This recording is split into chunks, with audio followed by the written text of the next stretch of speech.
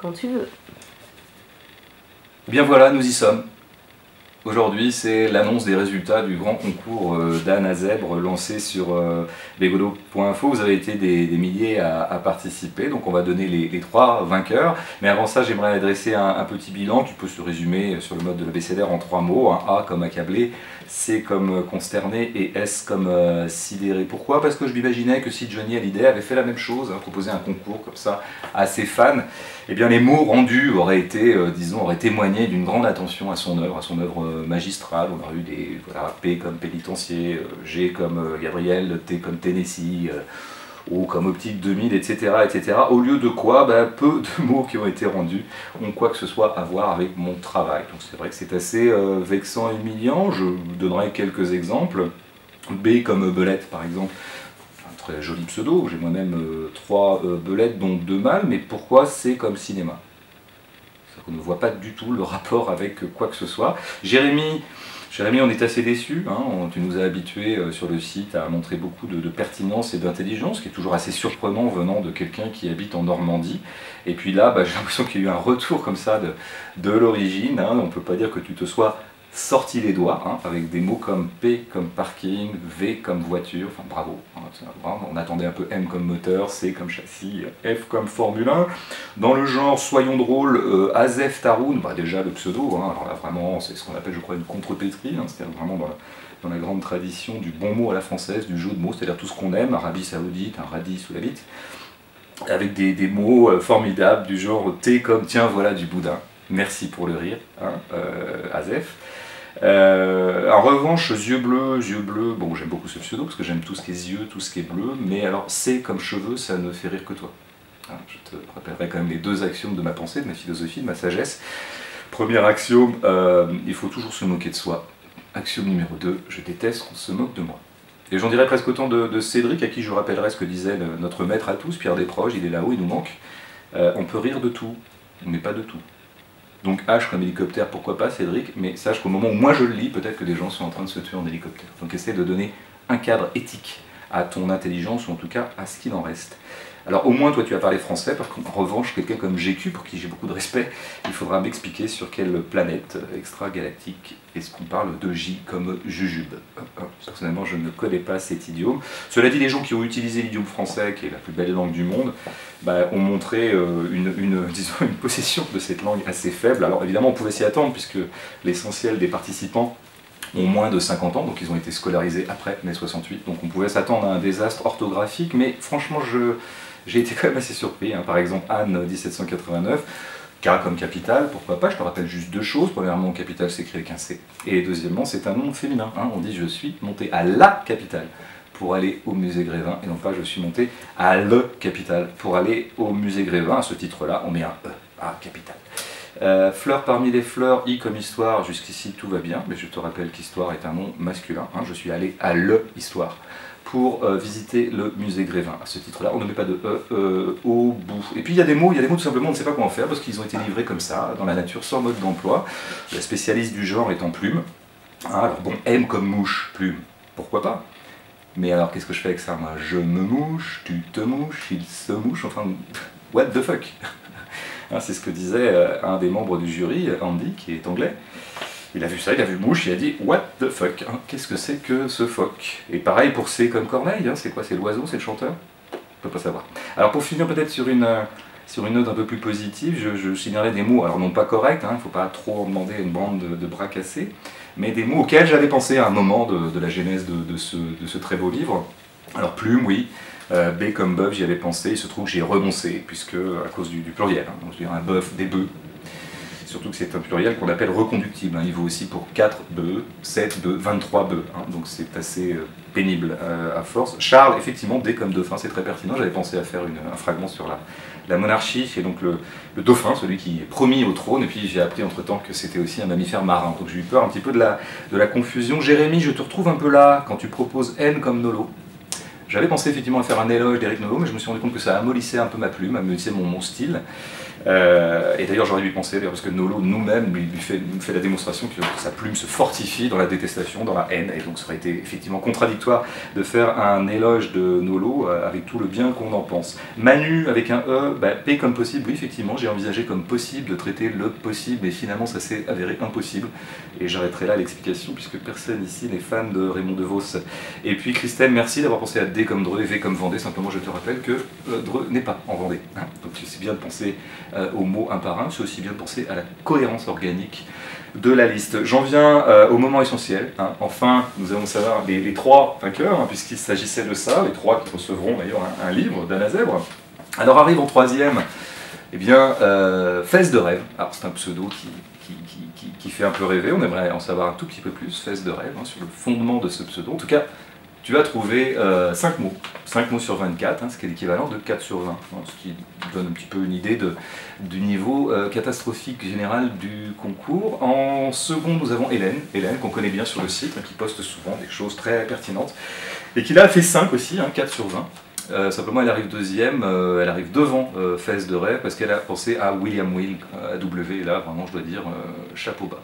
Et puis le vainqueur, enfin je devrais dire la vainqueur, hein, la vainctrice, la vainquette, hein, donc on se rend compte quand même que les 3 lauréats sont des femmes, ce qui est donc un résultat de concours à rebours des capacités intellectuelles attachées aux 2 sexes. Et bien le vainqueur, la vainctrice, la vainquette, la vainquine, c'est Fatima. Et Fatima nous fait l'immense plaisir d'être parmi nous aujourd'hui. Fatima, on t'accueille. Applaudissements, standing ovation. On avait la musique peut-être, on avait parlé d'une musique, Claire. Ouais, mais c'est pas parti. Comment ça, c'est pas parti? Je sais pas, de toute façon c'était une mauvaise idée donc...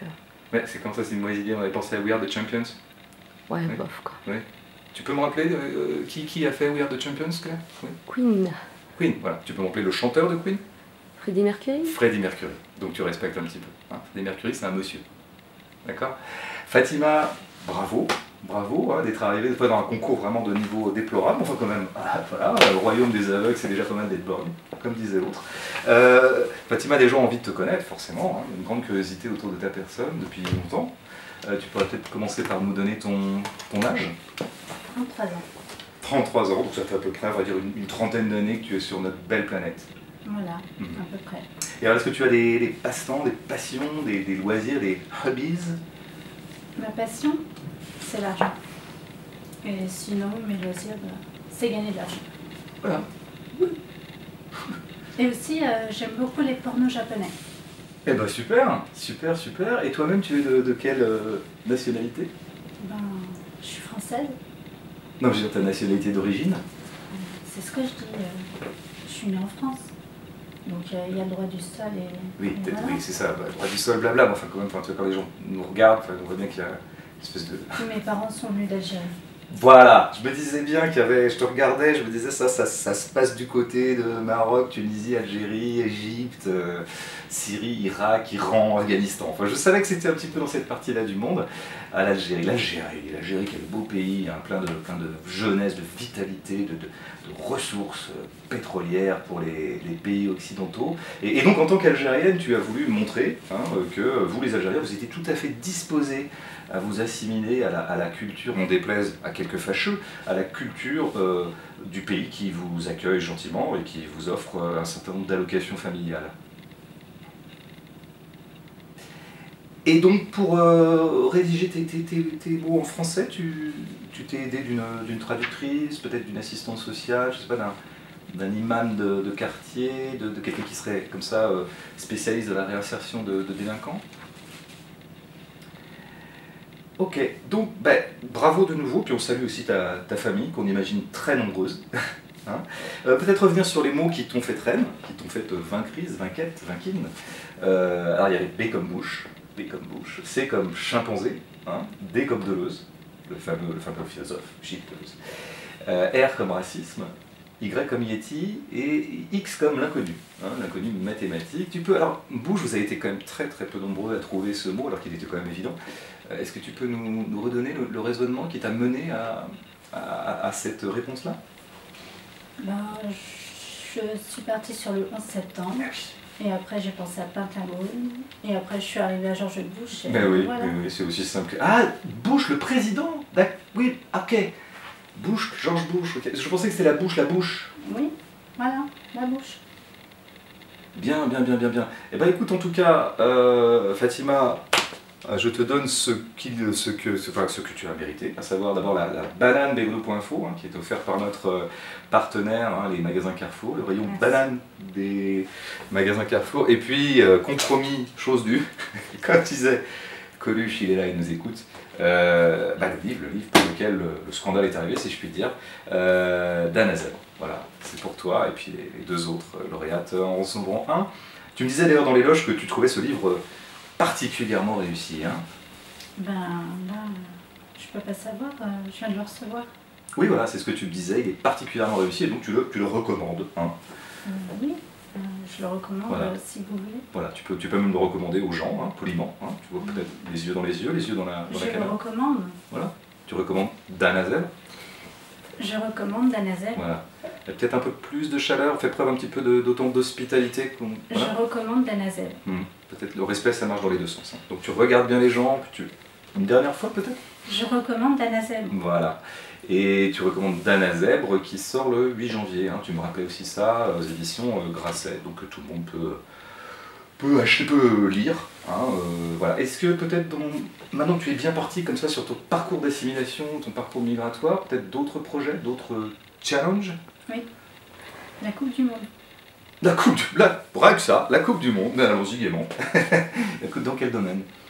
La Coupe du Monde de foot au Brésil. En juin 2014. 12 juin, 12 juillet. D'accord. En qualité de... 2 joueurs. Oh, écoute, pourquoi pas. En tout cas, on te souhaite autant de réussite pour cette Coupe du Monde que pour le concours d'Anna Zèbre qui sort donc, tu me le rappelais, le 8 janvier aux éditions Grasset, disponible dans toutes les bonnes librairies. Un livre que tu recommandes. Alors François, on peut peut-être lui demander d'ouvrir la dédicace et de la lire et enfin, je zoome Non, en fait non, pour... non, ça n'a aucun intérêt. Si, ce sera peut-être un peu plus humain, c'est bien ça. Non, mais ça n'a pas. J'ai mis quelque chose de tout à fait conventionnel. C'est pas. On peut la lire. Pas. Comment ça? C'était très personnalisé. Pas personnalisé. Alors, voilà. Belle Fatima, m'offriras-tu le privilège d'explorer les paysages de ta volupté orientale? Ah ouais. C'est de qui? C'est qui est-ce qui a écrit ça? C'est vous, tout à l'heure. Ah, oui.